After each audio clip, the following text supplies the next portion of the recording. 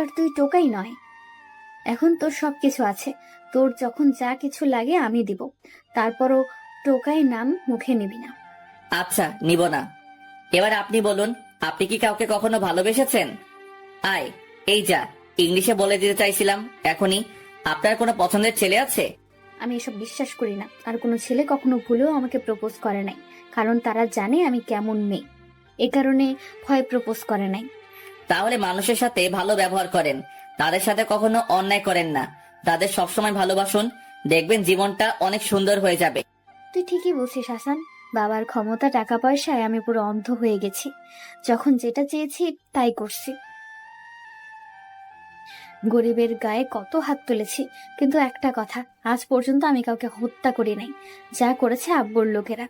কিছু মনে না করলে আমার সাথে একটা জায়গায় যাবেন, আমি মাঝে মাঝে ওখানে যাই। কিছু পিচ্চি ছেলে মেয়ে আছে, তাদের খাবার খাওয়াই। যাব, তবে আজকে আমি খাবার নিয়ে যাব, তুই কিন্তু নিতে পারবি না। ওকে, ঠিক আছে, এখন চলুন। তারা হয়তো না খেয়ে ঘুমিয়ে গেছে। তারপর মারিয়া আর আমি একটা রেস্টুরেন্টে গিয়ে খাবার নিয়ে বসিতে চলে আসলাম। আমাকে আর মারিয়াকে দেখে সবাই আমাদের সামনে চলে আসলো। আমাকে দেখে সবাই জড়িয়ে ধরলো। আমার আর ওদের কাহিনী দেখে মারিয়া এক ধ্যানে তাকিয়ে আছে। তারপর সবাইকে এক জায়গায় বসালাম, আমি সবাইকে খাওয়াই দিচ্ছি। তখন মারিয়াও হাত ধুয়ে তাদের খাইয়ে দিতে লাগলো।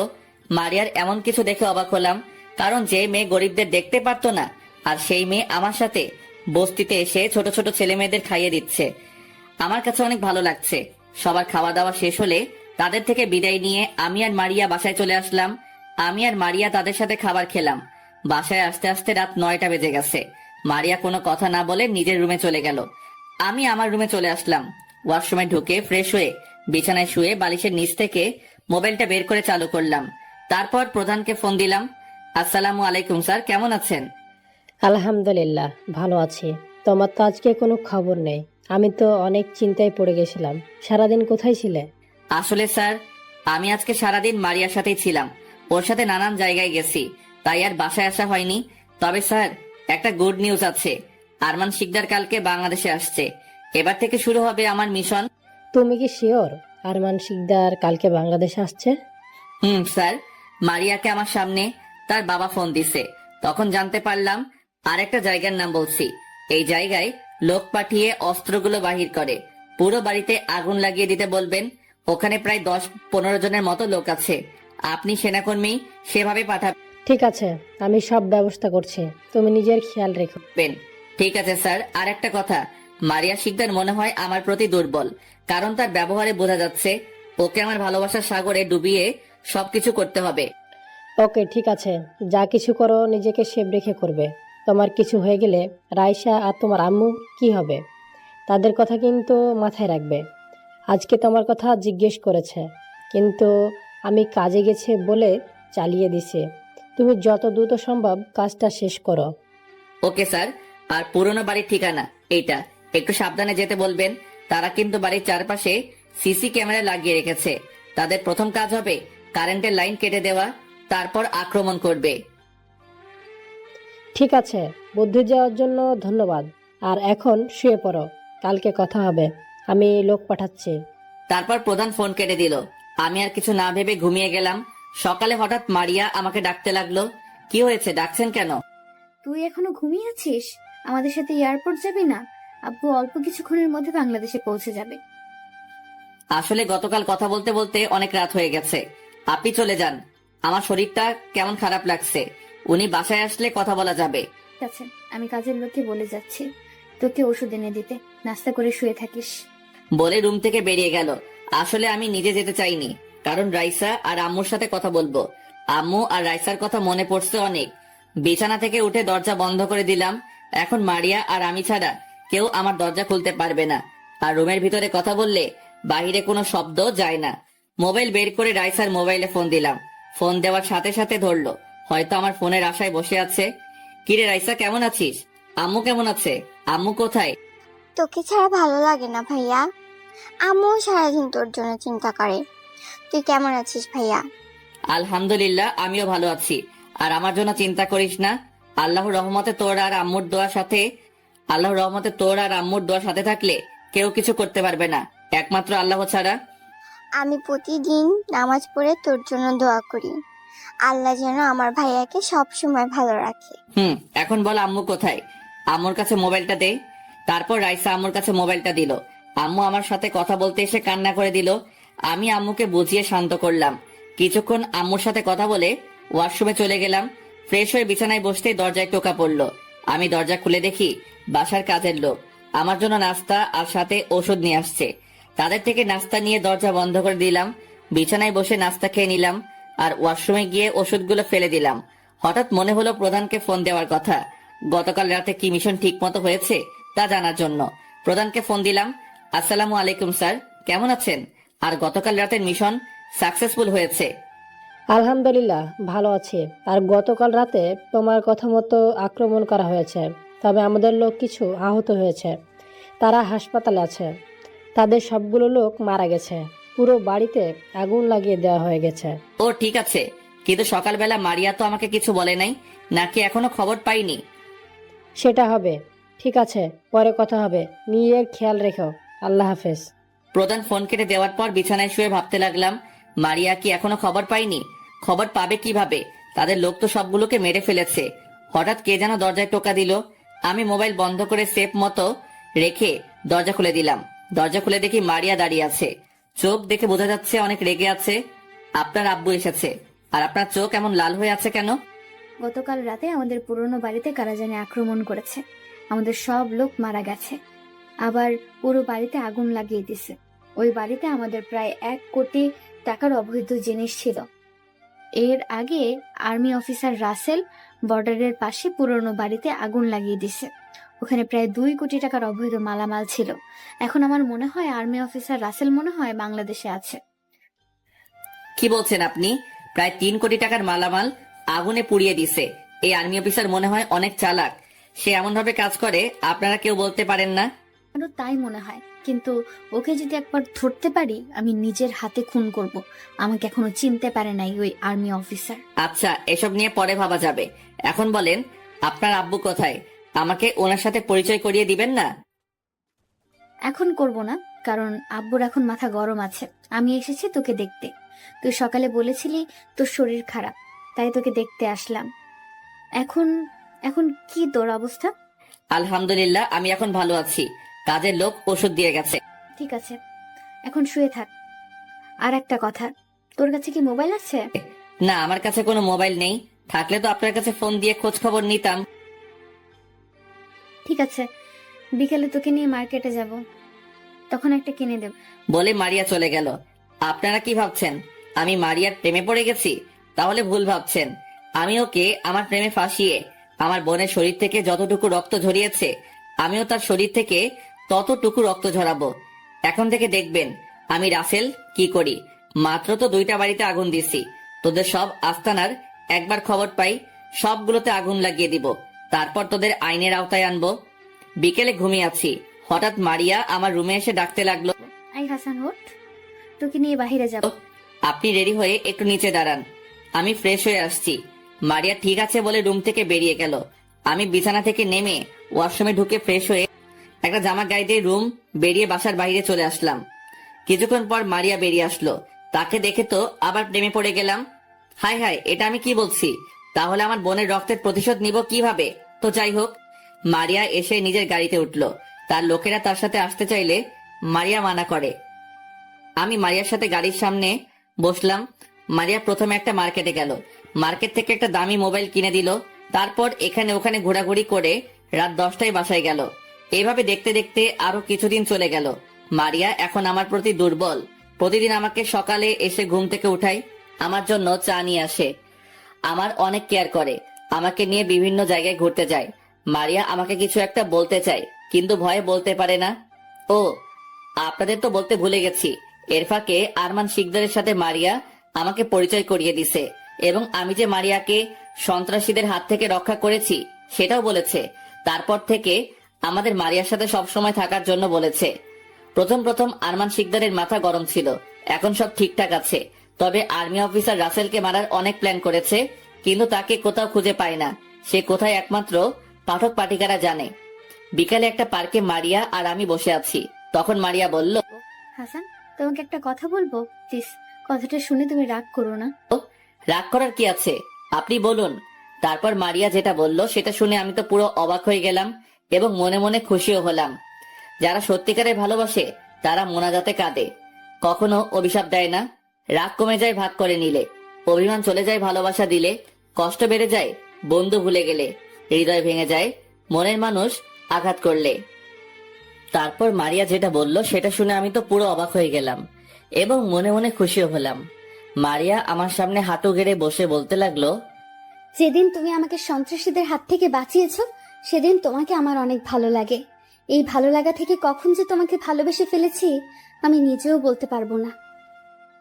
আমি অনেক খারাপ ছিলাম, কিন্তু তোমার সাথে থেকে আমি ভালো হতে শুরু করেছি, গরিবদের ভালোবাসতে শুরু করেছি। আমি চাই সারা জীবন তোমার পাশে থাকতে। প্লিজ হাসান, তুমি আমাকে ফিরিয়ে দিও না। আমি তোমাকে এই কয়দিনে অনেক ভালোবেসে ফেলেছি। I love you Hasan. একটা গোলাপ ফুল হাতে নিয়ে বলল, আমি তো মনে মনে অনেক খুশি, পাখি নিজে এসে ধরা দিয়েছে। এখন থেকে দেখবে মারিয়া শিকদার কষ্ট কাকে বলে। এই দিনের জন্য এতদিন অপেক্ষা করছি। এবার আমি বললাম, এটা আপনি কি বলছেন? আপনার মাথা ঠিক আছে? কোথায় আপনি আর কোথায় আমি? রাস্তা থেকে তুলে এনে বাসায় থাকতে দিচ্ছেন, আর আপনার বাবা এটা কখনো মেনে নিবে না। তার চেয়ে বরং আপনি আমাকে ভুলে যান, আমার থেকে আপনি ভালো ছেলে পাবেন। আমার তোমার থেকে ভালো ছেলের দরকার নেই, আমি তোমাকেই চাই। আর বাবার কথা বলছো? বাবা আজ পর্যন্ত আমার কোনো কিছু অপূর্ণ রাখেনি। তুমি প্লিজ আমাকে ভালোবাসো। আমিও আপনাকে ভালোবেসে ফেলেছি, কিন্তু আপনি অনেক বড় লোক। যদি ভালোবাসার কথা বলি তাহলে আপনি আমাকে বাসা থেকে বের করে দিবেন, তাই ভয়ে আপনাকে বলি নাই। আরে পাগল, এখানে ভয় পাবার কি আছে? এখন থেকে আপনি করে বলবে না, তুমি করে বলবে এবং নাম ধরে রাখবে। তখন আমি বললাম, আচ্ছা ঠিক আছে, তাহলে চলো বাসায় চলে যাই। আরো কিছুক্ষণ থাকি। আজকে আমি অনেক খুশি। তোমাকে আমার মনের কথা খুলে বলেছি এবং তোমাকে আপন করে ফেলেছি। এখন আমাকে একটা কিস করো। আমি বললাম, এখন এসব কিছুই হবে না, যা কিছু হবে বিয়ের পর। এখন বাসায় চলো। ঠিক আছে চলো। এতক্ষণ কোথায় ছিলে? বাবা, হাসানের হাতে কোনো ফোন নেই, তাই ওকে একটা ফোন কিনে দিতে মার্কেটে গিয়েছিলাম। ঠিক আছে, এখন ফ্রেশ হয়ে আয়, সবাই মিলে খাবার খাবো। মারিয়া ঠিক আছে বলে তার রুমে চলে গেল। আমি আমার রুমে চলে আসলাম। আরমান শিকদার লোক লাগিয়ে রাখছে ওই আর্মি অফিসারকে খুঁজে বের করার জন্য। আমি ফ্রেশ হয়ে নিচে গেলাম, দেখি মারিয়া আর আরমান শিকদার আমার জন্য খাবার টেবিলে বসে আছে। আমি একটা চেয়ার টেনে বসলাম, সবাই খাবার খেতে লাগলাম। তখন মারিয়া তার বাবাকে বলল, বাবা, আমি জানি তুমি আজ পর্যন্ত আমাকে কোনো কিছুর অভাব দাওনি। যখন যা চেয়েছি তাই পেয়েছি। আজ তোমার কাছে আরেকটা জিনিস চাইবো, তুমি কিন্তু মানা করতে পারবে না। আমি কখনো তোকে অভাব কি জিনিস তা বুঝতে দেইনি, তা যা চেয়েছিস তাই এনে দিছি।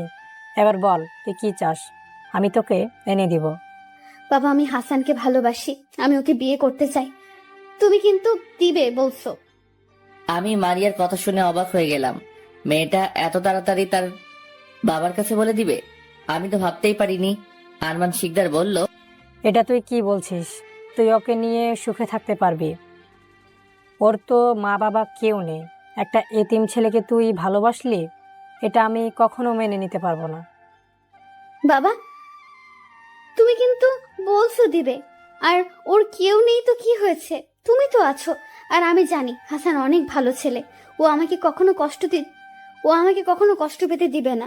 প্লিজ বাবা, তুমি রাজি হয়ে যাও, আমি আর তোমার কাছে কিচ্ছু চাই না। তুই কি করে ভাবলি আমি তোকে কষ্ট দিব না? তোদের ধ্বংস করার জন্য এসেছি, মনে মনে বললাম। তখন আরমান শিকদার বলল, ঠিক আছে, তুই যখন বলছিস আমি রাজি। তবে এখন তোদের বিয়ে হবে না, কারণ 1 মাস পরে আমাদের একটা ডিল আছে। ওটা যদি পাই তাহলে আমাদের সাথে যা ক্ষতিপূরণ হয়েছে তা পুষিয়ে আসবে। ঠিক আছে আব্বু, আমরা না হয় ডিলটা পাওয়া পর্যন্ত অপেক্ষা করব। তুমি কি বলো হাসান? আমি বললাম, আমি আর কি বলবো, তোমরা যা বলবে তাই হবে। তারপর খাওয়া দাওয়া করে রুমে চলে আসলাম। রুমে এসে ভাবতে লাগলাম, বিয়ে আমি তোকে কখনো করব না, তার আগে তোদের অবৈধ ব্যবসা ধ্বংস করব। হঠাৎ মারিয়া রুমে আসলো। রুমে এসে দরজা বন্ধ করে দিয়ে আমার পাশে বিছানায় শুয়ে পড়লো। তখন আমি বললাম, তুমি আমার রুমে কেন? কেউ দেখলে কি ভাববে? কেউ দেখবে না, সবাই ঘুমিয়ে গেছে। আমি তোমার সাথে ঘুমাবো, আমার একা রুমে ভালো লাগছে না। আমি বললাম, এখন আমাদের বিয়ে হয়নি, আর আমি বিয়ের আগে তোমার সাথে কিছু করতে চাই না। তুমি প্লিজ রুম থেকে বেরিয়ে যাও। বিয়ে হয়নি তো কি হয়েছে, বিয়ে তো একদিন হবে। আর এখন তুমি আমাকে কিস করবে, বিয়ের পর বাকিটা করবে। আমি বললাম, আমি এটা করতে পারবো না, বিয়ের আগে এসব কিছু হারাম। আমি কোনো কথা শুনতে চাই না, বিয়ে তো একদিন হবে, আর আমরা তো খারাপ কিছু করতে চাই না। প্লিজ শুধু একটা বার কিস করব, এর থেকে বেশি কিছু করব না। আমি বললাম, আয়। মারিয়া আমার ঠোঁটের সাথে ঠোঁট এক করে দিল। আমি অনেক ছোটাছুটি করছি, কিন্তু মারিয়া আমাকে শক্ত করে ধরে কিস করতে লাগলো। 2 মিনিট কিস করে ছেড়ে দিয়ে রুম থেকে দৌড় দিয়ে বেরিয়ে গেল। আমার থেকে ভালোই লাগছে, জীবনে এই প্রথম কোনো মেয়ে আমাকে কিস করছে। ভালো লাগলে হবে না, আমাকে মিশন কমপ্লিট করতে হবে। মোবাইলটা বের করে চালু করলাম, তারপর প্রধানকে ফোন দিলাম। প্রধান ফোন ধরার পর আমি বললাম, আসসালামু আলাইকুম স্যার, কেমন আছেন? আলহামদুলিল্লাহ, ভালো আছি। তুমি কেমন আছো? আর কতটুকু পর্যন্ত আগালে? তোমার আম্মু আর বোন তোমার জন্য চিন্তা করছে?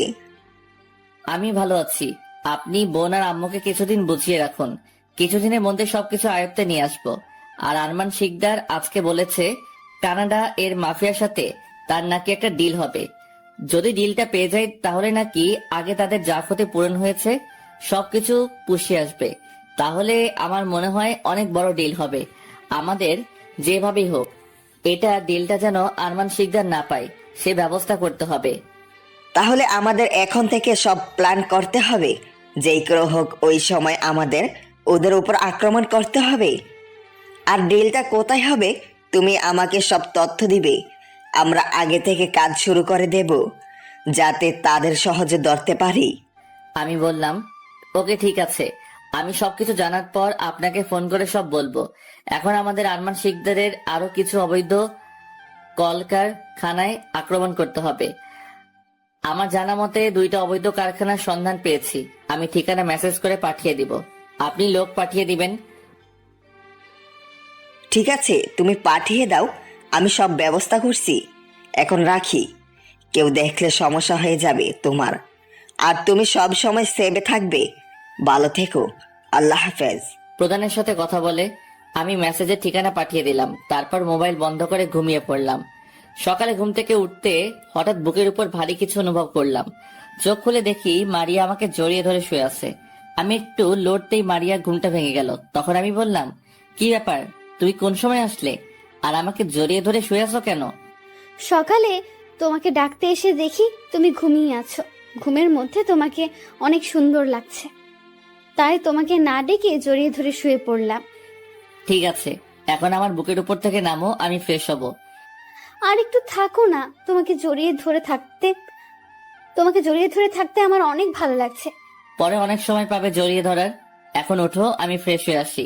মারিয়া আর কোনো কথা না বলে বুকের উপর থেকে নেমে বিছানায় বসে রইল। আমি বিছানা থেকে উঠে ফ্রেশ হয়ে বাহিরে এসে দেখি মারিয়া এখনো বিছানায় বসে আছে। তারপর দুজনে নিচে চলে গেলাম। নাস্তার টেবিলের সামনে গিয়ে দেখি আরমান শিকদার বসে আছে। আমি আর মারিয়া 2টা চেয়ার টেনে বসলাম।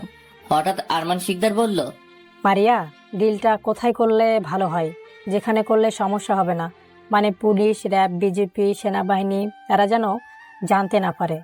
আব্বু আমি বলি কি, এই ডিলটা তো অনেক বড়, তাই বলছি সিলেটে যে বর্ডারের পাশে আমাদের আরেকটা কারখানা আছে ওখানে করলে ভালো হবে।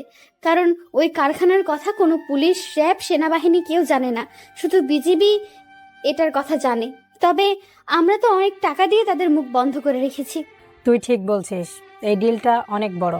আর এটা যদি সেনাবাহিনীর কানে যায় তাহলে অনেক বড় একটা সমস্যা হবে। আর কানাডা থেকে জেমস, কানাডার মাফিয়া, বলেছে একটা নিরাপত্তার জায়গায় ব্যবস্থা করতে। যদি কোনো সমস্যা হয় তাহলে আমাদের কাউকেই ছাড়বে না। আমার বিশ্বাস এটা কেউ বলতে পারবে না। তুমি জেমসকে জানিয়ে দাও, কোনো সমস্যা হবে না তাদের সব কিছু রেডি করতে। আর তুমি সিলেটে যারা ওই কারখানায় কাজ করে তাদের বলো চারিপাশে সিসি লাগিয়ে রাখতে। আর আমাদের এখান থেকে আরো কিছু লোক পাঠিয়ে দাও, তাহলে কাজটা তাড়াতাড়ি শেষ হবে। তুই ঠিক বলছিস, আগে জেমসকে জানিয়ে দিই, তারপর লোক পাঠিয়ে দিব। আরো কিছুক্ষণ কথা বলল তারা। আমি নাস্তা করে রুমে চলে আসলাম। রুমে এসে দরজা বন্ধ করে মোবাইল বের করে প্রধানকে মেসেজ দিয়ে জানিয়ে দিলাম, কারণ যে কোনো সময় মারিয়া আমার রুমে চলে আসতে পারে। মেসেজ পাঠানোর 2 মিনিট পর প্রধান শুধু ওকে লিখলো, তাতেই আমি বুঝে গেলাম। এই দেখছেন, বলতে না বলতেই রুমে ঢুকে গেল মারিয়া। রুমে ঢুকে সোজা এসে আমার কোলে বসে পড়লো। তার সাথে এখন বেশি কিছু করব না, আমার সাথে যা কিছু করার করুক, আমি তার সাথে তাল মিলিয়ে যাব। মারিয়া বলল, রুমে একা একা কি করো? আমাকে না নিয়ে তুমি রুমে চলে আসলে কেন? তোমরা গুরুত্বপূর্ণ কথা বলছো, তাই তোমাদের ওখানে না থেকে রুমে চলে আসলাম, যদি আমার থাকাতে সমস্যা হয়। ও, এই ব্যাপার। তুমি থাকলে সমস্যা হবে কেন? তুমি তো আর বাহিরের কেউ নয়, তুমি আমাদের পরিবারের একজন। আচ্ছা মারিয়া, তুমি বলছো এসব কাজ আর করবে না, তাহলে কেন করো? আমি তো বলছি গরিবের উপর অত্যাচার করব না, আমাদের এই অবৈধ ব্যবসা করে যাব। এই টাকার কারণে আমার আম্মুর চিকিৎসা করাতে পারি নাই, তাই আমি এই জায়গা থেকে কখনো ফিরে আসব না। তাই বলে অবৈধ ব্যবসা করে যাবে? হালাল পথে উপার্জন করতে পারো না? তুমি জানো এই অবৈধ ব্যবসার কারণে একদিন তোমার মৃত্যু হতে পারে।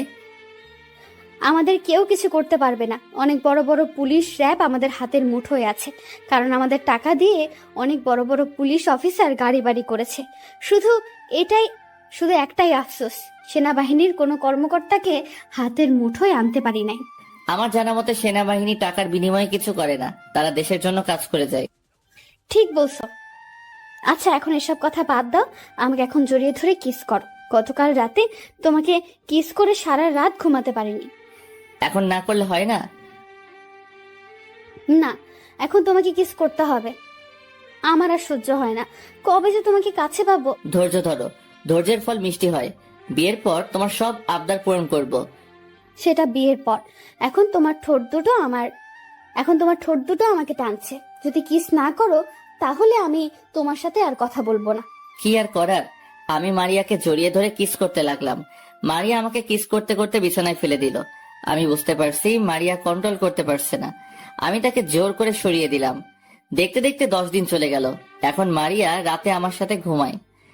আমাদের মধ্যে কিস, জড়িয়ে ধরা, এর থেকে বেশি কিছু হয়নি। আর এই দিনের ভিতরে আর 2টা কারখানায় আগুন লাগিয়ে দেওয়া হয়েছে। কে বা কারা করছে এখনো তাদের খুঁজে বের করতে পারে নাই। বের করবে কিভাবে? সেনাবাহিনী তাদের একটা কেউ বাঁচিয়ে রাখে না, তাই আরমান শিকদার কাউকে ধরতে পারে না। কিন্তু তারপরেও জায়গায় জায়গায় লোক লাগিয়ে রাখছে। আর সিলেটে আরমান শিকদারের লোকেরা কাজ শুরু করে দিছে। আর আমাদের প্রধান ও সেনাবাহিনী নিয়ে প্ল্যান করতে আছে, এবং সবাই কিভাবে আক্রমণ করবে। সকালে মারিয়া রুমে এসে আমাকে ডাকতে লাগলো। আমি ঘুম ঘুম চোখে বললাম, কি হয়েছে, ডাকছো কেন? আমাকে আর একটু ঘুমাতে দাও। সারা রাত তোমার জন্য একটু ঘুমাতে পারি নাই। তুমি সারা রাত আমার সাথে দুষ্টুমি করছো। দুষ্টুমি শুধু আমি একা করছি? তুমিও তো করছো।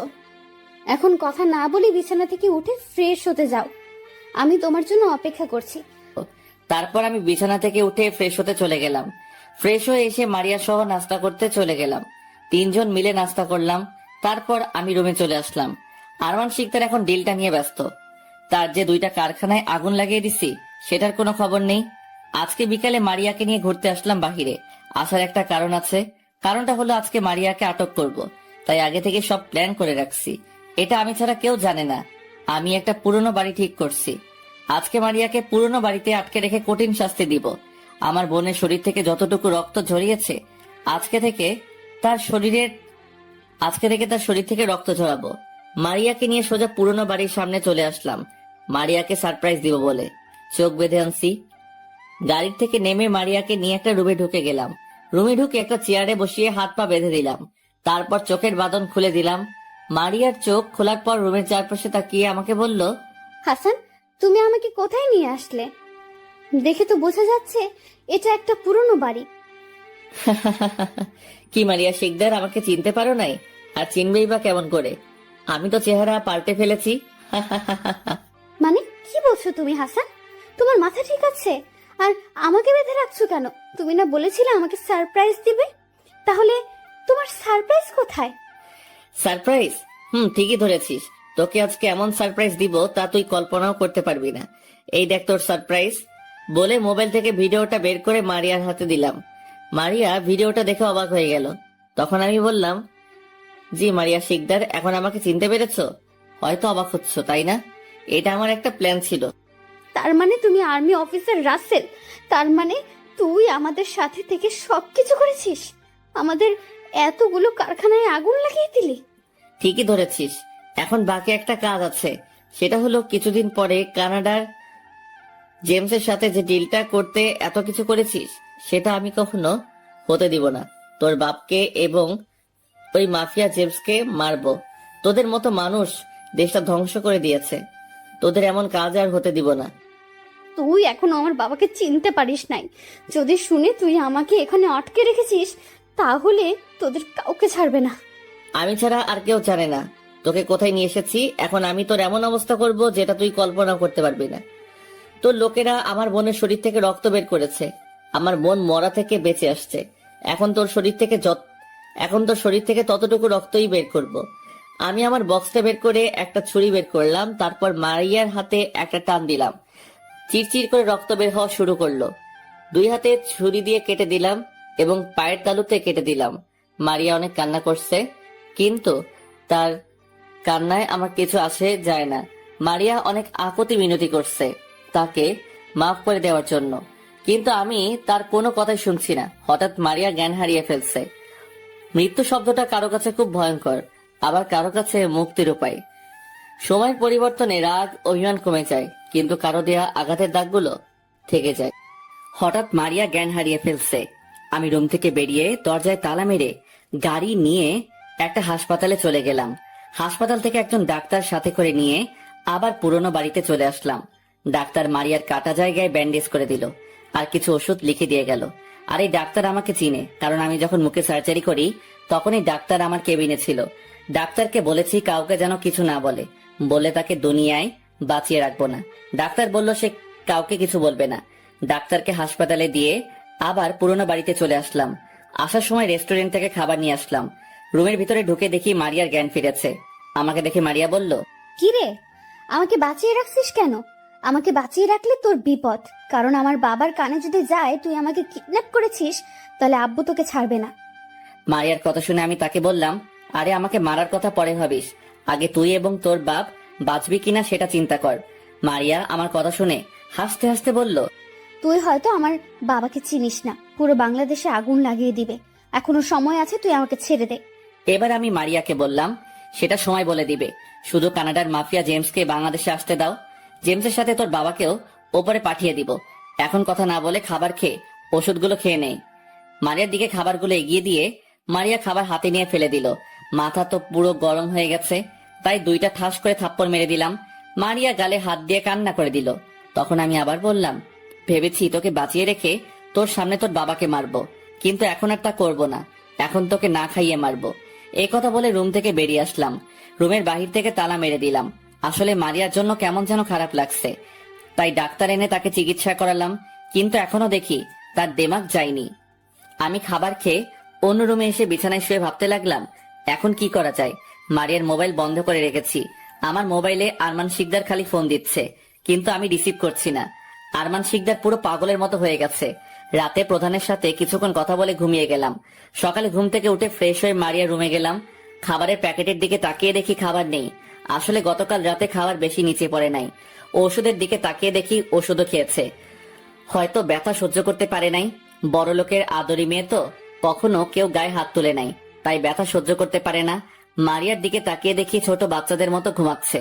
ইচ্ছে করছে তার কপালে একটা চুমু দিতে। হাই হাই, এটা আমি কি ভাবছি? আমি কি আবার তার প্রেমে পড়ে গেছি?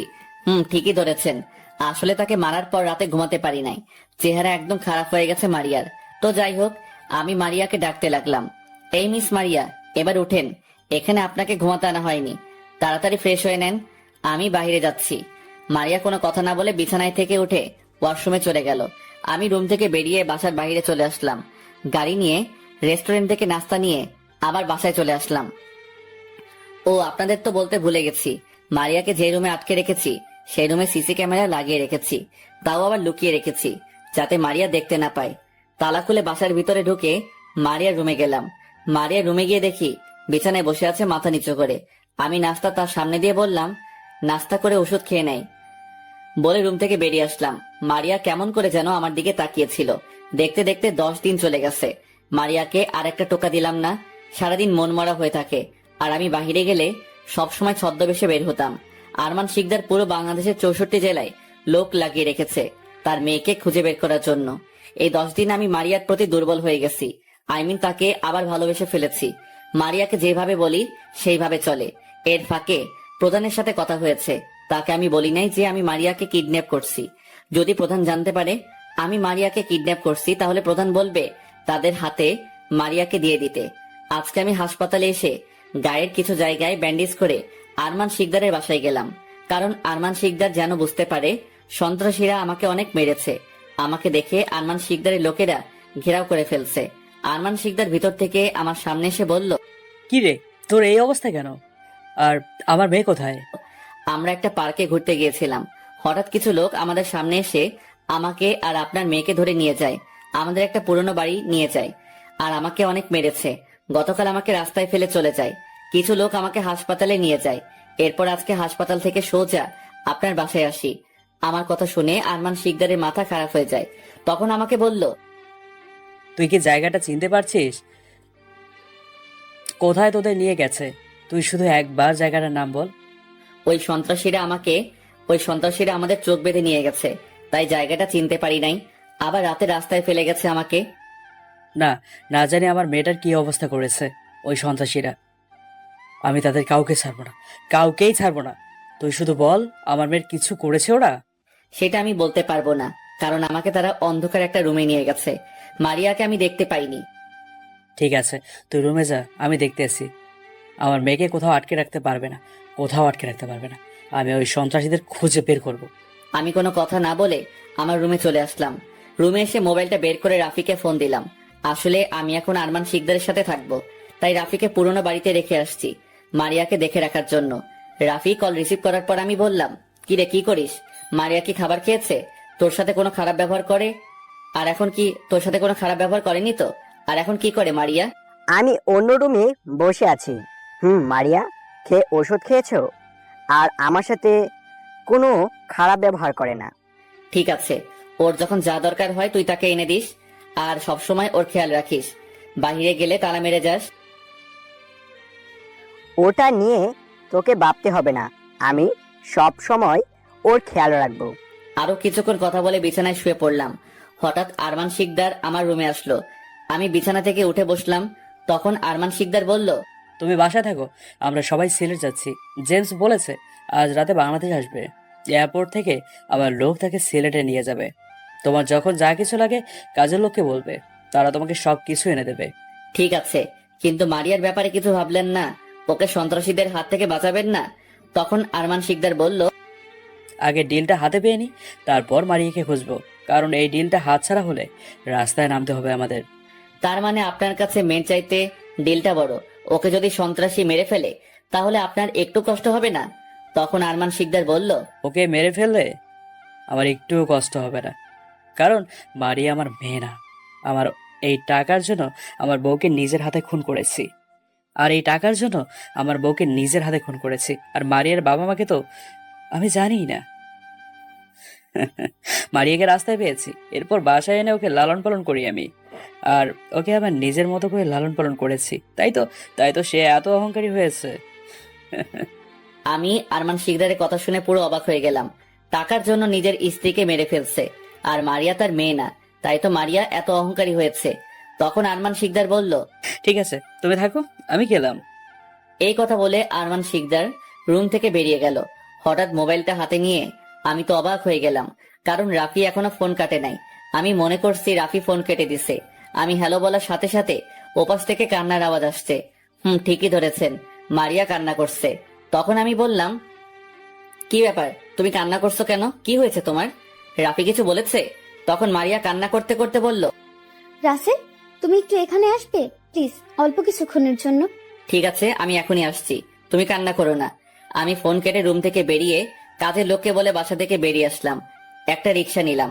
রাফিকে একটা জায়গার কথা বললাম, ওখানে গাড়ি নিয়ে আসার জন্য। কিছুক্ষণ পর সেই জায়গায় পৌঁছে গেলাম। আমি গিয়ে দেখি রাফি আমার আগে এসে গাড়ি নিয়ে দাঁড়িয়ে আছে। রিক্সার ভাড়া মিটিয়ে রাফির কাছে গেলাম। রাফির কাছে গিয়ে তাকে বললাম, কিরে, মারিয়া কান্না করছে কেন? তখন রাফি বলতে লাগলো, আসলে তোর সাথে কথা বলে মোবাইল পাশে রেখে শুয়েছিলাম। আমি মনে করেছি তুই ফোন কেটে দিছস, কিন্তু হঠাৎ মোবাইলে তোর আর আরমান শিকদারের কথা শুনতে পাই, কারণ লাউড স্পিকার ছিল। আমি তোদের কথা শুনতে শুনতে হঠাৎ রুমের দরজার দিকে চোখ যাই। দেখি মারিয়া দাঁড়িয়ে আছে এবং আরমান শিকদারের সব কথা শুনে কান্না করে দিল। তারপর কি হলো তুই তো জানিস।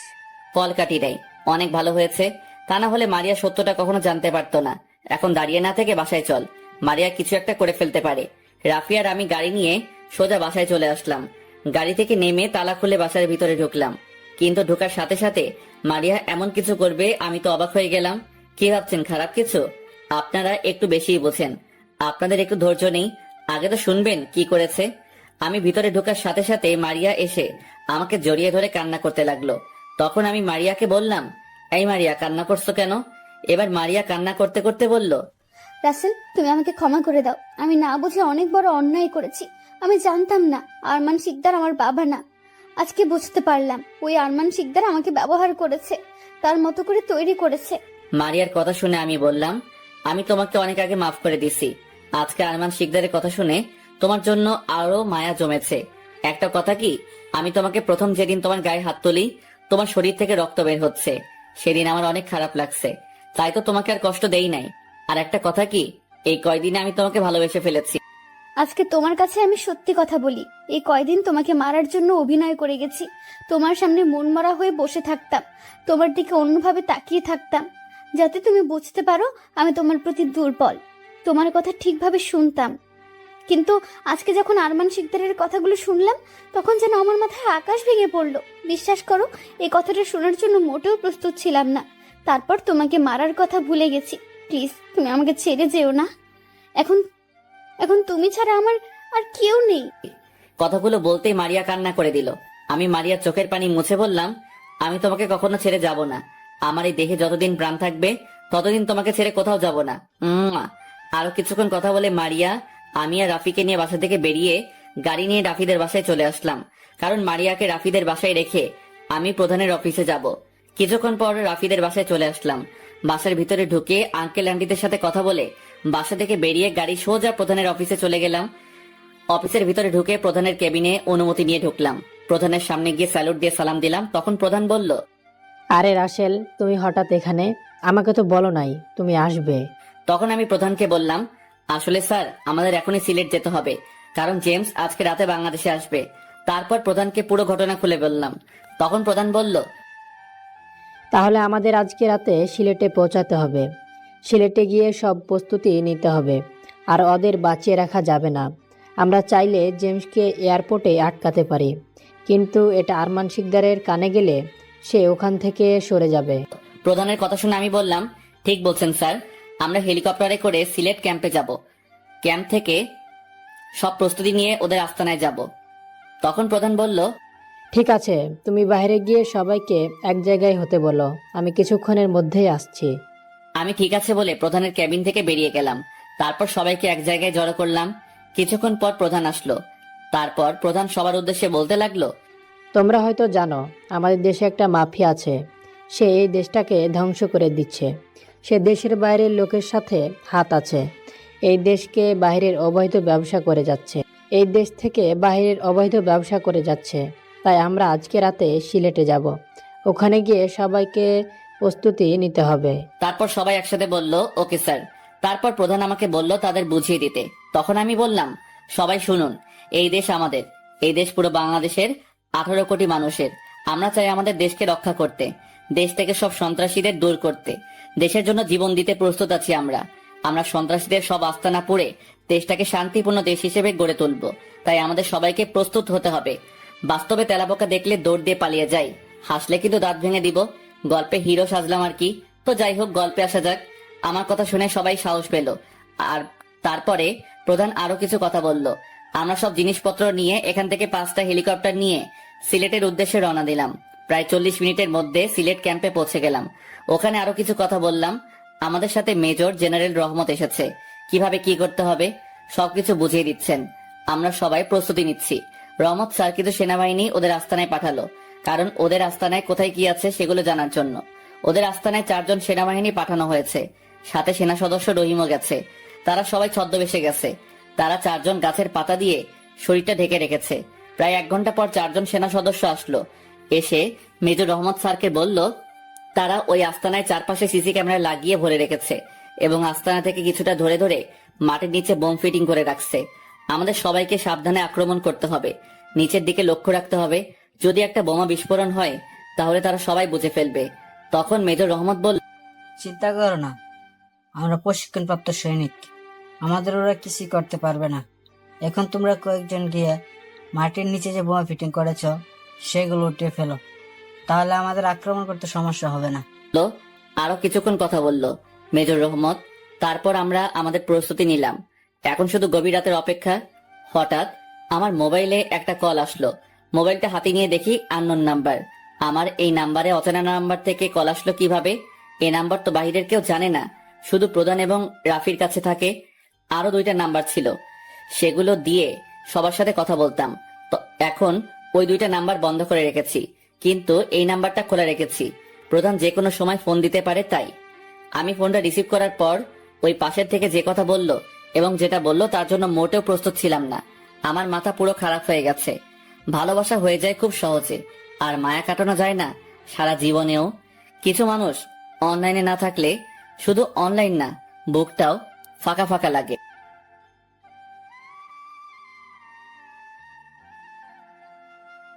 আমি ফোনটা রিসিভ করার পর ওই পাশের থেকে যে কথা বলল এবং যেটা বলল তার জন্য মোটেও প্রস্তুত ছিলাম না। আমার মাথা পুরো খারাপ হয়ে গেছে। ঠিকই ধরেছেন, আরমান শিকদার। তখন আরমান শিকদার বলতে লাগলো, কি অফিসার, কোথায় আপনি? আপনার জানের জিগের বন্ধু এবং ভালোবাসা এখন আমার কাছে। আপনি হয়তো ভাবছেন আমি কিভাবে জানলাম, তাহলে শুনুন। আপনাকে কেমন সন্দেহ লাগছিল, তাই বাসা থেকে বেরিয়ে আসতে কিছু লোককে রেখে এসেছি আপনাকে দেখে রাখার জন্য। আমি বাসা থেকে বেরিয়ে আসার কিছুক্ষণ পর যখন আপনি বাসা থেকে বেরিয়ে আসেন তখন আমার লোক আপনাকে প্রো করে। তারপর আপনি বাসা থেকে বেরিয়ে কোথায় গেছেন আমার লোক সবকিছু দেখছে। আপনি বাসা থেকে বেরিয়ে আসার পর আমার লোক তোমার বন্ধু এবং ভালোবাসাকে ধরে আমার কাছে নিয়ে আসে। আমি আরমান শিকদারের কথা শুনে মাথা পুরো গরম হয়ে গেছে। তখন আমি বললাম, তুই যদি ওদের কিছু করিস আমি তোকে ছাড়বো না। এখনো সময় আছে, তুই ওদেরকে ছেড়ে দে, তা না হলে আমি তোকে নিজ হাতে মারবো। আমি ওদেরও মারবো এবং তোকেও মারবো। পারলে পারলে ওদেরকে বাঁচিয়ে নিয়ে যা। আমি এখন সিলেটে রওনা দিয়েছি, পারলে ওখানে এসে নিয়ে যা। যদি কোনো সেনাবাহিনী সাথে নিয়ে আসিস তাহলে তাদের মেরেই ফেলবো একদম। ঠিক আছে, আমি এখনই আসছি। তুই ওদের কিছু করিস না, তুই যেভাবে বলবি আমি সেইভাবেই করব। ঠিক আছে, আমি তোর অপেক্ষায় আছি। বলে ফোন কেটে দিল। তখন মেজর রহমত স্যার আমাকে বলল, কি হয়েছে রাসেল, তোমাকে কেমন চিন্তিত লাগছে? কোনো সমস্যা? তখন আমি স্যারকে সব খুলে বললাম। স্যার আমার কথা শুনে বলল, তুমি এক কাজ করো, তুমি ওদের আস্থানে যাবে আর সাথে করে আমার হাত মোবাইলটা নিয়ে যাও। আমি জানি তুমি ওখানে গেলে তোমার সাথে যা কিছু আছে সব কিছু ওরা নিয়ে নেবে, কিন্তু হাত মোবাইলটা নিবে না। তোমাদের মধ্যে কি কথা হয় আমি এখান থেকে সব শুনবো, তারপর সুযোগ বুঝে আক্রমণ করব। তুমি এক্ষুনি রওনা দাও। আমি মেজরের কথা শুনে গাড়ি নিয়ে আস্তানায় যেতে লাগলাম। প্রায় 1 ঘন্টা পর আরমান শিকদারের আস্তানায় চলে আসলাম। আস্তানার সামনে দেখি একটা হেলিকপ্টার, তার মানে আরমান শিকদার চলে এসেছে। আমাকে দেখে আরমান শিকদারের লোক এগিয়ে আসলো। তারপর আমার কাছে যা ছিল সবকিছু নিয়ে গেছে, শুধু হাতঘড়ি ছাড়া। আমার হাত পিছন থেকে বেঁধে ফেলেছে। তারপর আরমান শিকদারের লোকেরা আমাকে ভিতরে নিয়ে গেল। ভিতরে ঢুকে দেখি বিদেশি লোকের মতো 15-20 জন দাঁড়িয়ে আছে, আর একজন দেখি আরমান শিকদারের সাথে কথা বলছে। তাহলে ও জেমস। আমাকে দেখে আরমান শিকদার বলল, আসুন আসুন অফিসার, ওয়েলকাম। আপনার জন্যই এতক্ষণ অপেক্ষা করছি। ওই ওই তোরা ওর বন্ধু এবং ভালোবাসাকে নিয়ে আয়। 3জনকে একসাথে আজ একসঙ্গে শেষ করব। তুই আমার বাসায় থেকে আমার সব অবৈধ কারখানায় আগুন লাগিয়ে দিয়েছিস, আমার কোটি টাকার মালামাল ধ্বংস করেছিস তুই। আজকে তোকে আমি মেরেই ফেলবো। আমাকে যা করার কর, কিন্তু ওদেরকে ছেড়ে দে। ওদের তো কোনো দোষ নেই, দরকার হয় আমাকে মেরে ফেল তুই। আজ মারিয়ার কারণে এত কিছু হয়েছে। আমি ওকে আমার মতো করে লালন পালন করেছি, কিন্তু তুই এসে তাকে ভালোর পথে নিয়ে গেলি। তাই তাই ওকেও মরতে হবে ওকে। তোর এই বন্ধু তোকে অনেক সাহায্য করেছে, তাই না? তাই ওকেও মারবো, মেরে ফেলবো একদম। একথা বলে আরমান শিকদার রাফির পায়ে গুলি করলো। রাফি সাথে সাথে চিৎকার করে মাটিতে বসে পড়লো। রাফি মাটিতে বসে কান্না করছে। তার এই অবস্থা দেখে আমারও চোখ দিয়ে পানি পড়ছে। কি করব ভেবে পাচ্ছি না। স্যার এখনো আসছে না কেন? হঠাৎ আরমান শিকদার মারিয়ার বুকে গুলি করে দিল। মারিয়া ঠাস করে মাটিতে পড়ে গেল। আমার চোখ দিয়ে অঝরে পানি পড়তে লাগলো। আজ আমার জন্য এত কিছু হয়েছে, নিজেকে শেষ করে দিতে ইচ্ছে করছে। মারিয়ার কোনো সারা শব্দ নেই, তার মানে মারিয়া মারা গেছে। হঠাৎ চারপাশ থেকে গোলাগুলির শব্দ শুরু হলো। আরমান শিকদারের লোকেরা আমাকে ছেড়ে দিয়ে গুলি করা শুরু করেছে। হঠাৎ সেনাবাহিনী রহিম ভিতরে ঢুকে আমার হাতের বাঁধন খুলে দিল। আমি দৌড় দিয়ে মারিয়া এবং রাফির কাছে গেলাম। মারিয়াকে ধরে দেখি নিঃশ্বাস নিচ্ছে না। রহিমকে বলে আরো 4 জন সৈন্য এনে তাদের বাহিরে নিয়ে আসলাম। একটা গাড়িতে তুললাম। রহিমকে বললাম তাদের হাসপাতালে নিয়ে যেতে।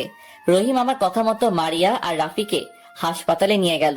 আমি এরপর আরমান শিকদারের লোকের উপর ঝাঁপিয়ে পড়লাম। আক্রমণ করতে করতে আরমান শিকদারের সব লোক মারা গেছে। আমাদের কিছু লোক অনেকটা আহত হয়েছে। আস্তানার ভিতরে ঢুকে দেখি আরমান শিকদার এবং জেমস কাউকে দেখতে পাচ্ছি না।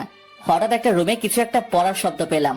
সেনা সদস্যদের বললাম দরজা ভেঙে ফেলার জন্য। কথা মতো দরজা ভেঙে ফেলা হলো।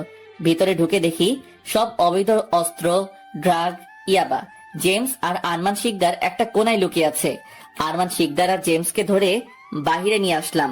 তারপর সবাই একসাথে শুট করলাম। তারা মাটিতে গড়াগড়ি করতে করতে মারা গেল। তারপর তাদের লাশ আগুন দিয়ে পুড়িয়ে ফেললাম। অস্ত্র, ড্রাগ, ইয়াবা এগুলো বের করে পুরো আস্তানায় আগুন লাগিয়ে দিলাম। তারপর মেজর সবাইকে নিয়ে ক্যাম্পে চলে গেল। আমি গাড়ি নিয়ে হাসপাতালে চলে আসলাম। আসার আগে ফোন দিয়ে রহিমকে বললাম কোন হাসপাতালে আছে। রহিম হাসপাতালে কথা বলল এবং কত নম্বর কেবিনে আছে সেটাও বলল। হাসপাতালে এসে একজন নার্সকে বলে কেবিনের সামনে চলে আসলাম। দেখি রহিম দাঁড়িয়ে আছে, সাথে আরো 4-5 জন সৈন্য আছে। আমি রহিমকে বললাম এখন কি অবস্থা ওদের, ডাক্তার কি বের হয়েছে? তখন রহিম বলল না স্যার, ডাক্তার এখনো বের হয়নি। আর আপনার বন্ধুর গুলি বের করা হয়েছে, সে এখন ভালো আছে। এখন ও অন্য কেবিনে আছে। এর ভিতরে ডাক্তার কেবিন থেকে বেরিয়ে আসলো। আমি ডাক্তারের সামনে গিয়ে বললাম ডাক্তার আমার মারিয়া কেমন আছে? ও কি বাঁচবে ডাক্তার? যত টাকা লাগে আমি দিব, আপনি ওকে আমার কাছে ফিরিয়ে দেন। দেখুন, আমরা অনেক চেষ্টা করেছি বাঁচানোর জন্য। তার বুকের গুলি বের করা হয়েছে, কিন্তু তারপরেও তাকে বাঁচাতে পারেনি। গুলিটা তার ফুসফুসে আঘাত করেছে, তাই আমাদের দ্বারা সম্ভব হয়নি। দুঃখিত। এ বলে ডাক্তার চলে গেল। আমি সাথে সাথে মাটিতে বসে পড়লাম। 2 চোখ দিয়ে পানি পড়তে লাগলো। আমার কারণে মারিয়াকে হারিয়ে ফেললাম। হঠাৎ আমি জ্ঞান হারিয়ে ফেললাম। যখন জ্ঞান ফিরে আসে তখন দেখি আমি একটা হাসপাতালের কেবিনে শুয়ে আছি। কেবিনে দেখি একজন নার্স। আমার জ্ঞান ফিরে আসার পর উনি বলল যাক, তাহলে আপনার জ্ঞান ফিরেছে। আজ 2 দিন পর আপনার জ্ঞান ফিরে এসেছে। হঠাৎ আমার মনে হলো মারিয়ার কথা। তখন আমি নার্সকে বললাম আমার মারিয়া কোথায়? মারিয়া আমাকে ছেড়ে কখনো যেতে পারে না। আপনি আমাকে ওর কাছে নিয়ে চলেন। ও আমাকে একা রেখে কখনো মরতে পারে না। তখন নার্স বলল আপনি শান্ত হন। আর আপনার মারিয়াকে সেনাবাহিনী ওই দিন নিয়ে গেছে। ওই দিনে ওর দাফন করা হয়ে গেছে। আপনি এখন অসুস্থ। প্লিজ, আপনি উত্তেজিত হবেন না। নার্সের কথা শুনে আমি জোরে জোরে কান্না করতে লাগলাম। একটা বার আমার মারিয়ার মুখটা দেখতে পারলাম না। দেখতে দেখতে আজ 3 মাস চলে গেল। মারিয়াকে কবর দেয়া হয়েছে আমার বাসার পাশে। এর ভিতরে আম্মু আর রাইসাকে দেশে নিয়ে আসলাম। আমার মুখের চেহারা আগের মতো করে ফেললাম। এখন কিছুটা স্বাভাবিক আছি, কিন্তু মারিয়ার কথা ভুলতে পারছি না। আজকে ক্যাম্প থেকে বাসায় আসলাম। কলিং বেল চাপ দেওয়ার পর একটা মেয়ে দরজা খুলে দিয়ে আমাকে জড়িয়ে ধরে কান্না করে দিল। আমি মেয়েটার মুখটা ওপরে উঠিয়ে যেটা দেখলাম তার জন্য মোটেও প্রস্তুত ছিলাম না। ঠিকই ধরেছেন, মারিয়া। কিন্তু মারিয়া তো মারা গেছে, তাহলে এখন কোথা থেকে আসলো? আমি মারিয়াকে বললাম মারিয়া তুমি না মারা গেছো? আমি মরি নাই রাসেল, আল্লাহ আমাকে এখনো বাঁচিয়ে রাখছে। মানে কিভাবে, কি হয়েছে আমাকে একটু খুলে বলো। আজকে আমি এখনো বেঁচে আছি একজন ডাক্তারের কারণে। ওদিন যখন ডাক্তার আমাকে মৃত ঘোষণা করেন, তারপর আমাকে যখন মর্গে নিবে, তখন হঠাৎ আমার জ্ঞান ফিরে আসে। তখন একজন ডাক্তার আমাকে দেখে। তারপর আমাকে দেখে তিনি বুঝতে পারেন আমাকে বাইরে নিয়ে গেল, সুস্থ করা যাবে। আমাকে বাইরে নিয়ে গেলে সুস্থ করা যাবে। তারপর ইমার্জেন্সি আমাকে তিনি তার টাকা খরচ করে আমেরিকা নিয়ে আসে। এখানে আমার চিকিৎসা শুরু করে। আল্লাহর রহমতে আমি বেঁচে যাই। আমি সুস্থ হতে প্রায় 3 মাস লেগে যায়। তারপর আমাকে বাংলাদেশে নিয়ে আসে। বাংলাদেশে আসার পর তোমাকে খোঁজার জন্য রাফিদের বাসায় যাই। ওদের বাসায় গিয়ে রাফিকে পেয়ে যাই। তারপর রাফি আমাকে তোমার বাসায় নিয়ে আসে। আমি মারিয়ার কথা শুনে বললাম, তাহলে ডাক্তার আমাকে বলে নাই কেন? আর সেনা সদস্য তাহলে কাকে দাফন করলো? ডাক্তার তোমাকে বলতে পারে নাই, কারণ তুমি নাকি আমার মরার কথা শুনে জ্ঞান হারিয়ে ফেলেছ, কিন্তু তোমার জ্ঞান ফিরে আসে নাই। তাই তোমাকে আর কিছু না বলে সবকিছু জরুরিভাবে করে বাইরে নিয়ে গেছে। আর তোমার সেনা সদস্য কাকে দাফন করলো সেটা আমি বলতে পারবো না। আর আমাকে সবকিছু বলেছে ডাক্তার আঙ্কেল, যখন আমার জ্ঞান ফিরে আসে তখন। আমি মারিয়াকে আর কিছু জিজ্ঞাসা না করে জড়িয়ে ধরলাম। মারিয়ার পুরো মুখে চুমু খেতে লাগলাম। হঠাৎ রাইসা বলল, ভাইয়া আমি কিন্তু এখানে আছি, ভাবিকে পেয়ে আমার কথা ভুলে গেছো। আমি মারিয়াকে ছেড়ে রাইসার কপালে চুমু দিয়ে বললাম, আমি আমার বোনের কথা কখনো কি ভুলতে পারি? ভাইয়া চলো না, আমরা কোথাও থেকে ঘুরে আসি। দেখতে দেখতে আজ আমার বাসর রাত। আজকে আমার আর মারিয়ার বিয়ে হয়েছে। বিয়েটা আমাদের বাসায় হয়েছে। বিয়েতে প্রধান সহ আরো অনেকে এসেছে। অনেক ধুমধাম করে বিয়েটা হয়ে গেল। আমার বিয়ের সব আয়োজন রাফি করেছে। ও আপনাদের তো বলতে ভুলে গেছি, মারিয়াকে যে ডাক্তার বাঁচিয়েছে তিনিও এসেছে। আমি ওনাকে টাকা দিতে চেয়েছি, কিন্তু উনি নেয় নাই। উনি বলে তার মেয়েকে বাঁচিয়েছে, তাদের কোনো ছেলে মেয়ে নেই, তাদের এত টাকা দিয়ে কি করবে। রাফি আমাকে জোর করে বাসর ঘরে ঢুকিয়ে দিল। আমি বাসর ঘরে ঢুকে দরজা বন্ধ করে বিছানার দিকে এগিয়ে গেলাম। রাফি নিজ হাতে বাসর ঘর অনেক সুন্দর করে সাজিয়েছে। মারিয়া আমাকে দেখে বিছানা থেকে নেমে এসে পা ধরে সালাম করতে গেলে আমি তাকে বুকে জড়িয়ে ধরি। তারপর দুজনে অজু করে 2 রাকাত নফল নামাজ আদায় করলাম। মারিয়া বিছানায় গিয়ে ঘোমটা দিয়ে বসে পড়ল। আমি বিছানার উপর উঠে মারিয়ার ঘোমটা উপরে তুললাম।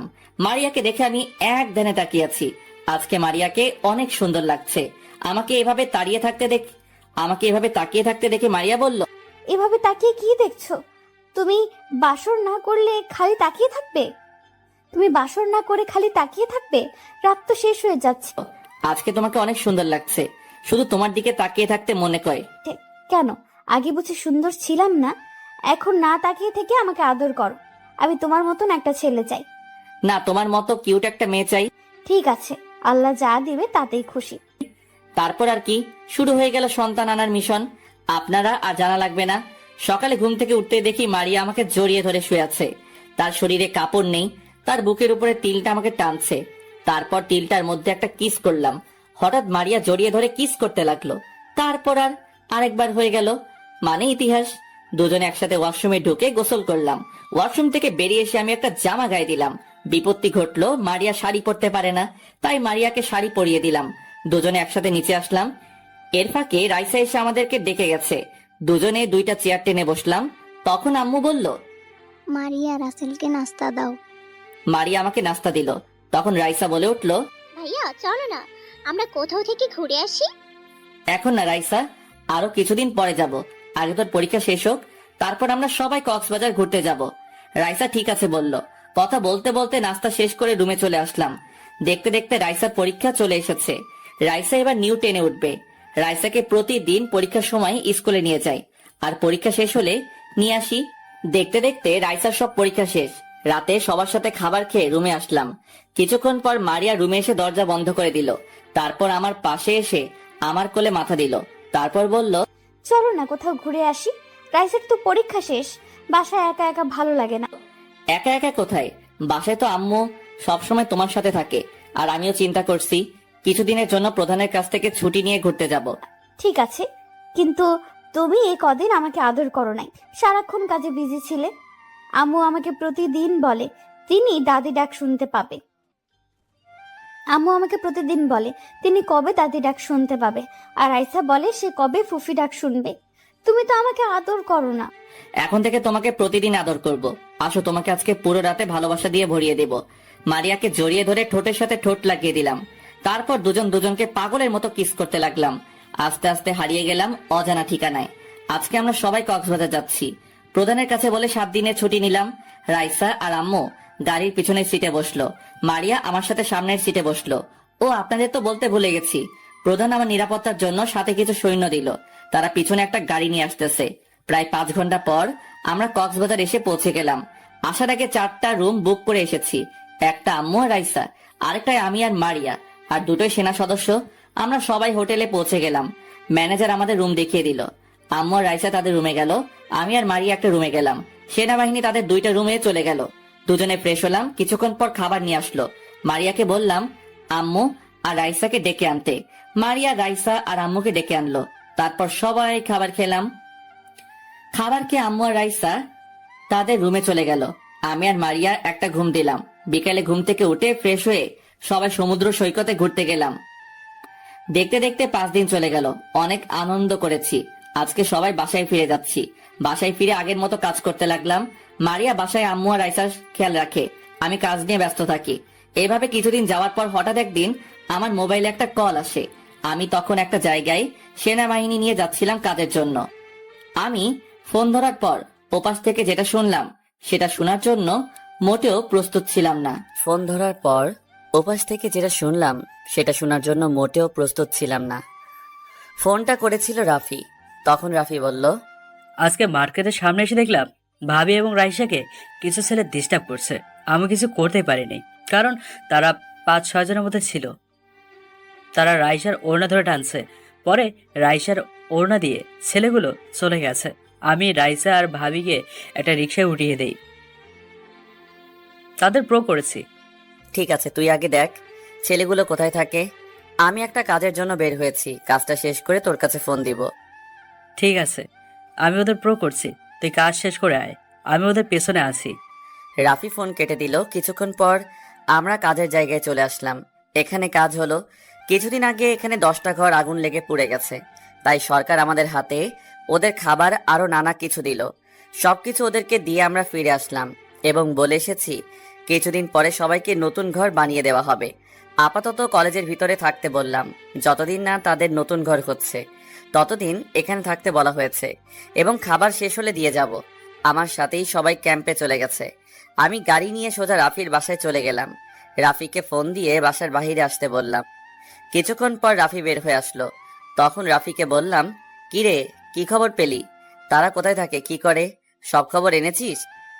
এনেছি। ওদের বাসা আমাদের কলেজের পেছনে।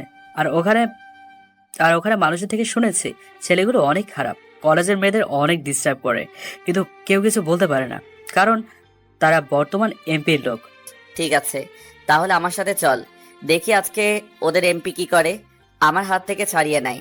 তারপর রাফিকে নিয়ে কলেজের পিছনে চলে গেলাম। এখানে একটা বাজার আছে। রাফি আমাকে হাত দিয়ে দেখিয়ে দিল। একটা দোকানে সবগুলো ছেলে বসে আড্ডা দিচ্ছে। আমি আর রাফি তাদের সামনে গেলাম। একটা কথা বলে রাখি, আমার শরীরে ডিউটির পোশাক ছিল না। আমি বেশিরভাগ সিভিল পোশাকে থাকি। আমরা ওদের সামনে গিয়ে আমি ওদের বললাম, কিরে, তোরা অনেক বড় নেতা হয়ে গেছিস। রাস্তাঘাটে মেয়ে মানুষ দেখলে সহ্য হয় না। আজকে আবার আমার স্ত্রী এবং বোনের সাথে খারাপ ব্যবহার করেছিস। আজকে তোদের আমার হাত থেকে কেউ বাঁচাতে পারবে না। তখন তাদের মধ্যে একজন আমাকে বলল, আমরা এমপির লোক, তোকে যদি মেরে ফেলি তাহলে কেউ আমাদের কিছু করতে পারবে না। এটা বলার সাথে সাথে আমি ওদেরকে মারা শুরু করলাম। বাজারের মানুষ সবাই চারপাশে ঘিরে রেখেছে। আসলে আমি গাড়ির থেকে হাতে করে একটা রড নিয়ে গেছি। সবগুলো মায়ের খেয়ে দৌড় দিয়ে পালিয়ে গেল। আর যাওয়ার সময় বলে গেল আমাকে পরে দেখে নিবে। বাজারে সব মানুষ ওদের নামে নানান ধরনের কথা বলেছে। তারা নাকি এমপির পাওয়ারে চলে। আজকে থেকে আপনাদের কোনো ভয় নেই। যদি আর কখনো এমপির ওই কুত্তাগুলো আপনাদের এবং মেয়েদের নিয়ে কিছু করে তাহলে আমার এই নাম্বারে ফোন দিবেন। তাদের সবাইকে আমার একটা একটা করে কার্ড দিলাম। তারা আমার কার্ডটা হাতে নিয়ে বুঝতে পারলো আমি একজন আর্মি অফিসার। তাই তারা অনেক সাহস পেল। তাদের থেকে বিদায় নিয়ে আমি আর রাফি চলে আসলাম। রাফিকে তাদের বাসায় নামিয়ে দিয়ে আমার বাসায় চলে আসলাম। কলিং বেল চাপ দিলাম। কিছুক্ষণ পর মারিয়া এসে দরজা খুলল। চোখ দুটো দেখে বোঝা যাচ্ছে অনেক কান্না করছে। তখন আমি মারিয়াকে বললাম, কি ব্যাপার মারিয়া, তোমার চোখ দুটো লাল হয়ে আছে কেন? আমার মনে হয় তুমি অনেক কান্না করেছো। মারিয়া আমাকে জড়িয়ে ধরে কান্না করে বলতে লাগলো, আসলে আজকে আমি আর রাইসা একটু মার্কেটে গেছি কিছু কেনাকাটা করতে। কেনাকাটা শেষ করে যখন বাইরে এসে রিক্সার জন্য দাঁড়িয়ে আছি, হঠাৎ কিছু ছেলে এসে আমাদের খারাপ খারাপ কথা বলে। আর একটা ছেলে রাইসার ওড়না নিয়ে গেছে। আমাদের সাথে কিছুক্ষণ খারাপ কথা বলে তারা চলে গেল। তারপর রাফি এসে আমাদের একটা রিক্সায় উঠিয়ে দিল। বাসায় গাড়ি থাকতে তোমরা রিক্সা করে কেন গেলে? আর বাসায় তো গার্ড ছিল, তাদের নিয়ে যাওনি কেন? তাহলে তো আর ওই ছেলেগুলো এসব করতে পারতো না। আসলে আমাদের রিক্সায় ওঠার অনেক শখ ছিল, তাই রাইসা আর আমি রিক্সা করে মার্কেটে গেলাম। গার্ড আমাদের সাথে যেতে চেয়েছে, কিন্তু আমরা মানা করছি। আমরা বুঝতে পারি নাই আমাদের সাথে এমন কিছু হবে। যা হবার হয়ে গেছে, এখন আর কান্না করো না। রাফি আমাকে সব বলেছে, এখন ওদের শিক্ষা দিয়ে বাসায় আসলাম। এখন বলো রাইসা কোথায়? রাইসা আম্মুর রুমে আছে। সে এখনো কান্না করে যাচ্ছে। আম্মু অনেক চেষ্টা করছে, কিন্তু তার কান্না থামছে না। ঠিক আছে, চলো রাইসার কাছে যাই। তারপর আমি আর মারিয়া রাইসার কাছে গেলাম। রুমে ঢুকে দেখি রাইসা আম্মুকে ধরে কান্না করছে। চেহারা পুরো ফুলে গেছে কান্না করতে করতে। আমি রাইসার পাশে বসলাম। আমি রাইসা বলে ডাক দিতেই আম্মুকে চেয়ে দিয়ে আমাকে জড়িয়ে ধরে আরো জোরে জোরে কান্না করে দিল। আমি বললাম, এই পাগলি, কান্না করছিস কেন? এই দেখ, তোর ভাই চলে এসেছে। আমি ওই ছেলের এমন মায়ের মেরেছি, আর কোনোদিন এমন কাজ করবে না। তুই কান্না করিস না, যা হবার হয়ে গেছে, এখন কান্না থামা। তখন রাইসা বলল, তুই জানিস ভাইয়া, ওই ছেলেগুলো ভাবিকে অনেক খারাপ খারাপ কথা বলেছে, যেটা মুখে প্রকাশ করা যাবে না। আমাকেও বলেছে। রাফি ভাইয়া শুধু দাঁড়িয়ে দাঁড়িয়ে দেখেছে, উনি কিছুই বলে নাই। আসলে রাফি আমাকে সব বলেছে, কিন্তু ও তো একা কিছু করতে পারবে না, তাই তো আমাকে ফোন দিয়ে সব বলেছে। হঠাৎ আম্মু বলে উঠলো, রাসেল, ওরা কেউ এখনো কিছু মুখে দেয়নি। মার্কেট থেকে এসে সারাক্ষণ কান্না করে গেছে। তুই ওদের সাথে করে নিয়ে আয়। আর রহিমা বাসার কাজের মহিলা, কে টেবিলে খাবার রাখছি। ঠিক আছে আম্মু, তুমি খাবার রেডি করো, আমি ওদের নিয়ে আসছি। আম্মু রুম থেকে বেরিয়ে গেল। আমি রাইসাকে বুঝিয়ে ওয়াশরুমে পাঠালাম। কিছুক্ষণ পর রাইসা বের হয়ে আসার পর মারিয়া ঢুকলো। মারিয়া আসার পর আমি ঢুকলাম। আম্মুর রুমে তিনজনে ফ্রেশ হয়ে খাবার টেবিলে চলে আসলাম। চেয়ার টেনে তিনজনই বসলাম। আম্মু সবাইকে খাবার বেড়ে দিচ্ছে। রাইসা খাবার খাচ্ছে না, শুধু ভাত নাড়াচাড়া করছে। তখন আমি রাইসাকে বললাম, কিরে রাইসা, খাবার খাচ্ছিস না কেন? এভাবে ভাত নাড়াচাড়া করছিস কেন? তখন রাইসা বলল, ভাইয়া, আমার খেতে ভালো লাগছে না, আমি রুমে চলে যাই। এটা বললে তো হবে না, এদিকে আয়, আজকে ভাইয়া তোরে নিজ হাতে খাইয়ে দিব। রাইসা আর কিছু বলল না। আমি রাইসার প্লেট থেকে খাবার নিয়ে ওকে খাইয়ে দিতে লাগলাম। সবার খাবার খাওয়া শেষ হলে যে যার রুমে চলে আসলাম। মারিয়া আমাকে জড়িয়ে ধরে শুয়ে আছে। মারিয়া আমাকে বলল, রাসেল, ডাক্তার আঙ্কেল ফোন দিয়ে বলেছে তাদের বাসা থেকে কিছুক্ষণ বেড়ায় আসতে। ওনার স্ত্রী মানে আন্টির আমাকে দেখার শখ। ওনাদের বিয়েতে আসতে পারে নাই, আমাদের বিয়েতে আসতে পারে নাই। তখন উনি অসুস্থ ছিল। তুমি ঠিকই বলেছ, যার জন্য আজ তুমি বেঁচে আছো তার সাথে তো ঠিকভাবে কথা হয় না। উনি যখন বলেছে তাহলে কালকে তুমি আর আমি উনি যখন বলেছে তাহলে কালকে তুমি আর আমি যাব। ঠিক আছে, এখন আমাকে আদর করো। আজকে অনেক কষ্ট পেয়েছি, এখন তুমি আদর দিয়ে সব কষ্ট দূর করে দাও। তারপর আর কি, মারিয়াকে জড়িয়ে ধরে কিস করতে লাগলাম। মারিয়াও আমার সাথে তাল মিলাতে লাগলো। আর জানতে হবে না বাকিটা বুইড়ার ঠ্যাং। এখন আমি আর মারিয়া গাড়িতে করে ডাক্তার আঙ্কেলের বাসায় যাচ্ছি। সকালে মারিয়া তাদের ফোন করে বলছে, প্রায় 30 মিনিট পর ডাক্তার আঙ্কেলের বাসায় চলে আসলাম। দারোয়ান আমার পরিচয় জানতে চাইলে আমার কার্ডটা দেখাই। তখন দারোয়ান আমাকে স্যালুট দিয়ে সালাম দিল। গাড়ি পার্কিং করে ভিতরে ঢুকলাম। তারপর দরজায় কলিং বেল চাপ দিলাম। ও আপনাদের তো বলতে ভুলে গেছি, আসার সময় নানান ধরনের ফল, মিষ্টি আরো অনেক কিছু আনছি। সেগুলো দারোয়ান নিয়ে আসতেছে। কিছুক্ষণ পর একজন মহিলা দরজা খুলে দিল। দেখে মনে হচ্ছে আন্টি। মারিয়া ওনাকে সালাম করলো আর বলল, কেমন আছেন আন্টি? আপনার শরীর এখন কেমন আছে? আর আঙ্কেল কোথায়? দেখছি না যে। তার মানে তুমি মারিয়া? তোমার কথা অনেক শুনেছি তোমার আঙ্কেলের কাছ থেকে। তুমি নাকি মরার থেকে বেঁচে এসেছো। বাংলাদেশে নাকি চিকিৎসা করাও সম্ভব না, তাই তোমাকে বাইরে নিয়ে চিকিৎসা করিয়েছে? জি আন্টি, আজ যদি আঙ্কেল না থাকতো তাহলে এই দুনিয়ায় বেঁচে থাকতাম না। তা এখন আঙ্কেল কোথায়? ওনাকে তো দেখছি না। তোমার আঙ্কেল শুধুমাত্র উচিলা, হায়াত মতের মালিক ওপরওয়ালা। আর তোমার আঙ্কেল ওয়াশরুমে আছে। তোমার পাশে কেউ? আন্টি, ও আমার স্বামী, বর্তমানে একজন আর্মি অফিসার। কিছুদিন থেকে আঙ্কেল বলেছে এসে বেড়ায় যেতে, তাই আজকে সকালে আঙ্কেল ফোন দিয়ে আসলাম। অনেক ভালো করেছো। তোমার আঙ্কেলকে অনেক দিন থেকে বলছি মারিয়াকে বাসায় নিয়ে আসতে, তাকে একটা বার দেখবো। এই দেখেছো আমি কেমন মানুষ? তোমাদের বাইরে দাঁড় করিয়ে কথা বলছি, ভেতরে আসো। আমরা আন্টির সাথে ভিতরে ঢুকলাম। আমাদেরকে সোফায় বসতে বলল। আন্টি আঙ্কেলকে ডাকতে চলে গেল। আমরা বাসার চারপাশে তাকিয়ে দেখতে লাগলাম। দেখি পুরো বাসার ভিতরে বাচ্চাদের খেলনা দিয়ে সাজিয়ে রেখেছে, মনে হয় একটা ছেলে মেয়ের আশায়। কিছুক্ষণ পর দেখি আন্টি আর আঙ্কেল আমাদের সামনে আসলো। আঙ্কেল বলল, কেমন আছো তোমরা? তাহলে এতদিনে তোমাদের আশা হলো? তখন মারিয়া বলল, আলহামদুলিল্লাহ আঙ্কেল, আমরা সবাই ভালো আছি। আর রাসেল সারাদিন কাজে থাকে, তাই তাকে আর বলা হয়নি। আপনি কেমন আছেন? আলহামদুলিল্লাহ, আমিও ভালো আছি। রেহেনা, ওদের জন্য নাস্তা তৈরি করো। আন্টির সাথে আমিও যাব, চলুন আন্টি। এই বলে যেই না মারিয়া বসা থেকে উঠবে, তখন সোফার একটা কোনায় শাড়ির আঁচল ছিঁড়ে গেছে। তখন আন্টি বলল, সমস্যা নেই, আমার রুমে শাড়ি আছে, ওখান থেকে একটা পরবে। চলো, তোমাকে আজ নিজে শাড়ি পরিয়ে দিব। তারপর মারিয়া আন্টির সাথে রুমে চলে গেল। আমি আঙ্কেলের সাথে বসে বসে কথা বলছি। হঠাৎ আন্টির কান্নার শব্দ পেয়ে আমি আর আঙ্কেল দৌড় দিয়ে রুমে গেলাম। আমাদেরকে দেখে আন্টি দৌড় দিয়ে এসে আঙ্কেলকে জড়িয়ে ধরে কান্না করতে করতে যেটা বলল, সেটা শুনে আমি পুরো অবাক হয়ে গেলাম। আর মারিয়া শুনে কান্না করতে করতে বসা ছিল। মারিয়ার শরীরে এখনো আগের শাড়িটাই আছে। তো চলুন আন্টি আঙ্কেলকে জড়িয়ে ধরে কি কথা বলছে একটু শুনে আসি। ওগো, তুমি জানো এই মারিয়া আমার হারিয়ে যাওয়া মেয়ে। এত বছর পর ওকে আমি খুঁজে পেয়েছি। ওকে আমি আর হারাতে দিব না। তুমি কি করে চিনলে যে মারিয়া আমাদের মেয়ে? আমি মারিয়ার শাড়ি খুলতে গিয়ে তার পেটের উপর চোখ পড়ে। আমি দেখি মারিয়ার পেটের উপর একটা দাগ, যে দাগ আমার হারিয়ে যাওয়ার মেয়ে ছিল। তাই ওকে আমার চিনতে ভুল হয়নি।